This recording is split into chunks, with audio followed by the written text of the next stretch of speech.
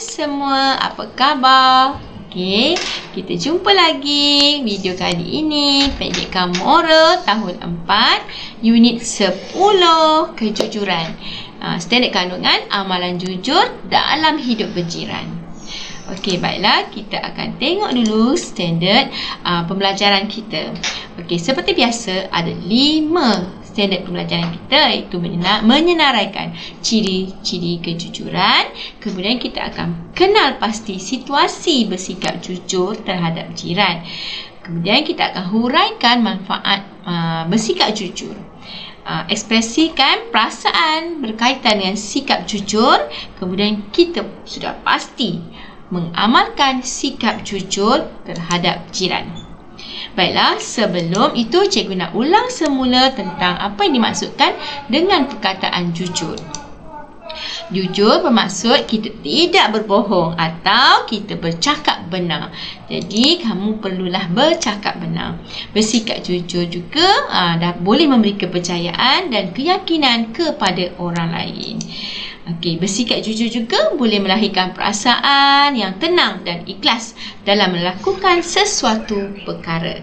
Jadi, kalau kamu boleh bersikap jujur, satu bonus untuk diri kamu. Okey, baiklah, kita cuba semak dalam buku teks di muka surat 86 dan 87. Mari kita tengok situasi dan kita fahami cerita ini di sebuah kebun durian. Di sebuah kebun pokok dusun durian. Kepunyaan siapa? Okey, kita tengok. Okey, dialog di antara James, Agus dan Sarah berbual-bual di kawasan kejiranan. Okey, yang ini Agus. Saya dan Agus hendak menolong jiran kita, iaitu Pak Cik Halim mengutip buah durian di dusunnya.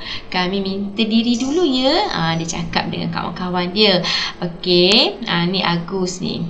Okey, maknanya James cakap dengan Sarah.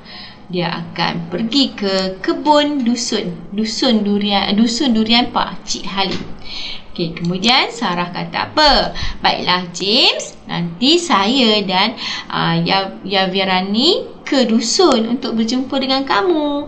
Okey, maknanya dia akan ikut kemudian. Okey, seterusnya situasi di dusun Pak Cik Halim. Okey, tiba-tiba satu yang James dan juga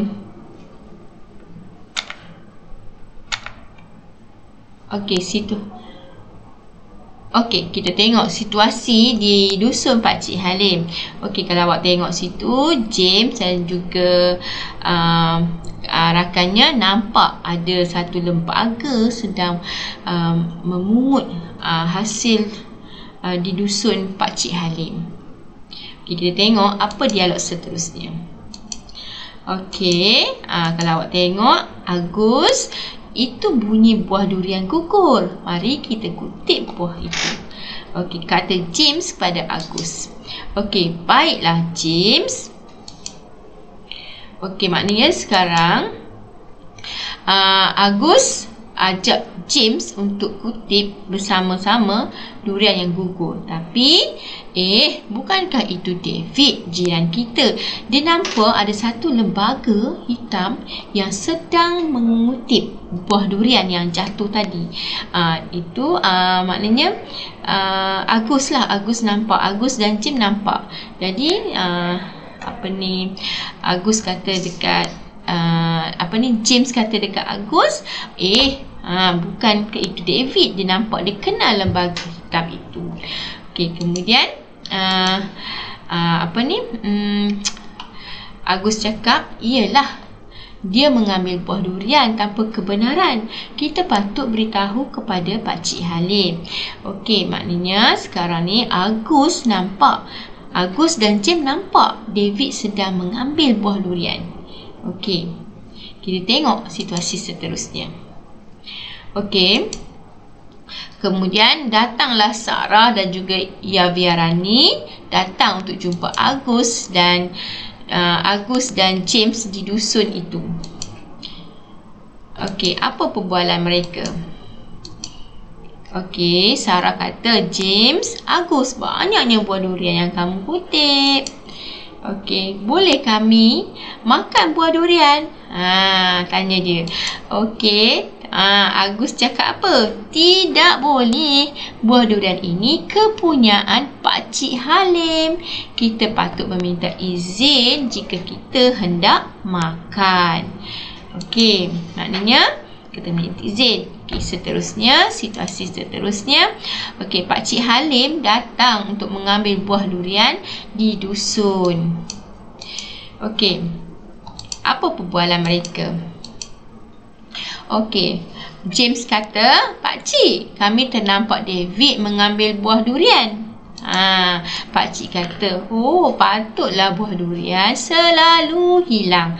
Terima kasih kerana memberitahu. Ambillah duit ini kerana kamu berdua bersikap jujur dan menolong Pak Cik. Okey, tadi lagi Agus dan juga James datang membantu Pak Cik Halim untuk mengutip buah durian. Jadi dia dah bantu Pak Cik Halim. Jadi sebagai ganjaran, Pak Cik Halim nak bagi duit kepada Agus dan juga James. Okey, tengok apa kata Agus dan James. Tidak mengapa Pak Cik, kami ikhlas. Nampak tak perkataan kat situ, kami ikhlas. Okey, Pak Cik Halim kata, jika begitu, mari kita makan durian ini bersama-sama. Nampak tak? Mereka happy sebab nak makan bersama-sama. Okey, sebagai kebaikan Agus dan James, okey, mereka dapat makan buah durian bersama-sama. Walaupun pada mulanya mereka nak diberi ganjaran duit, Agus dan James tidak mahu terima. Okey, cikgu harap kamu faham dengan situasi dan cerita ini. Baiklah, seterusnya mari kita tengok soalan. Mengapakah Agus tidak membenarkan Sarah dan Yaviarani makan durian? Okey, kenapa? Okey, kita tengok kenapa ya. Okey, yang pertama, buah durian itu kepunyaan Pak Cik Halim, bukan kepunyaan Agus ataupun James. Jadi tak boleh makan kepunyaan orang lain tanpa kita minta izin. Itu adalah sebab pertama kenapa Agus tidak benarkan. Okey, sebab yang kedua, hendak mengambil barang orang lain perlu minta kebenaran atau meminta izin dari tuannya. Kalau tuannya beri, barulah kita boleh ambil. Macam David tadi yang mereka nampak dalam lembaga hitam sedang mengambil buah durian Pak Cik Halim. Okey, tak boleh. Itu adalah satu kesalahan. Okey, seterusnya, mengambil barang orang tanpa kebenaran sama seperti kita mencuri. Ingat ya, murid-murid, kalau kita ambil barang orang tanpa kebenaran seperti kita mencuri. Kemudian, sebab yang keempat, Agus merupakan seorang yang jujur dan amanah. Sebab dia tak benarkan, dia seorang yang jujur dan amanah. Bila telah diberi satu amanah ataupun tanggungjawab, dia hanya untuk membantu mengutip buah durian. Jadi dia bantu mengutip buah durian, dia kutip buah durian je lah. Bukan dia nak beri kepada orang untuk makan. Nampak tak? Okey. Okey, soalan yang seterusnya. Okey, apakah kesan jika kamu tidak bercakap benar? Apakah kesan dia? Okey, kesan yang pertama, kita tidak akan dipercayai lagi. Bila kita tidak jujur, maknanya lepas itu orang tak akan percaya dah kita. Okey, seterusnya, kita tidak akan disenangi oleh jiran. Okey, jika kita tak jujur, orang pasti akan marah kepada kita. Bila orang marah kepada kita, orang tak sukalah kita. Bila orang tak suka, jadi orang tak senang dengan kita. Jadi tak nak kat kita tak. Okey, itu sebab yang perlu kita jauhkan. Seterusnya, bila kita kesan dia, bila situasi macam tu berlaku, sudah pasti akan merenggangkan hubungan sesama jiran. Okey, hidup kita tidak akan tenang. Bila orang tak suka dengan kita, orang tak senang kita, orang marah kita, hidup kita rasanya akan tenang tak? Sudah pasti kita tak akan rasa ketenangan itu. Okey, seterusnya orang lain selalu mencurigai kita. Bila dia cakap apa-apa, orang akan curiga. Dia ni selalu cakap bohong, tak benar dia cakap, ataupun dia selalu tidak boleh dipercayai, dia tidak jujur. Jadi orang akan curiga, selalu akan curiga dengan kita. Jadi itulah kesannya. Okey, yang terakhir antaranya contoh yang cikgu boleh bagi adalah bila kita ada situasi macam tu, sukar kita untuk mendapat jiran yang baik. Bila orang tak suka kita, kita susah nak dapat jiran yang seterusnya. Kalau orang tak baik dengan kita kan, okey, kita tak ada jiran lah.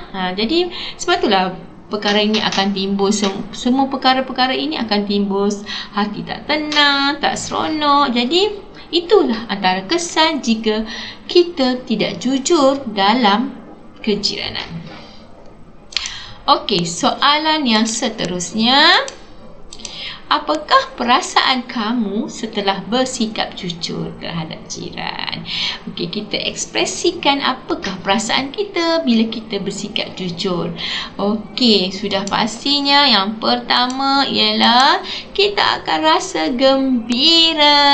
Okey, bila kita jujur dengan orang percaya kita, kita mestilah tentulah kita gembira. Okey, kemudian kita seronok dapat kawan ramai. Tadi kesan dia macam-macam kan. Okey, kesan dia kita tidak akan, kalau kita tak jujur, kita akan kehilangan ramai kawan. Okey, bila kita bersikap jujur, kita seronok, ramai kawan kita ada. Okey, kemudian seterusnya, nampak tak gambar kartun ni, dia macam mendada sikit. Sebab apa? Dia rasa bangga. Okey, dengan sikap kejujuran yang dia ada, dia rasa bangga dengan diri dia sendiri. Okey, yang seterusnya, kita akan rasa disayangi. Okey, bila kita buat baik selalunya, bila kita ada amalan murni yang ada dekat diri kita, biasanya kita selalunya lah kita akan disayangi. Okey, ini adalah antara perasaan yang boleh lahir dalam diri kita. Cikgu harap kamu sentiasalah bersikap jujur. Okey, supaya kita akan rasa macam ni. Okey, baiklah murid-murid. Okey, hanya itu sahaja video kali ini, dan cikgu harap kamu jadilah seorang jiran yang jujur, kerana kejujuran melambangkan kepribadian kita. Okey, kalau kita jujur, orang akan percaya pada kita. Jadi bersikap jujurlah. Kita kira dengan siapa pun. Okey, kita jumpa lagi di video yang seterusnya. Kita masih ada lagi topik kejujuran. Okey, bye. Jumpa lagi.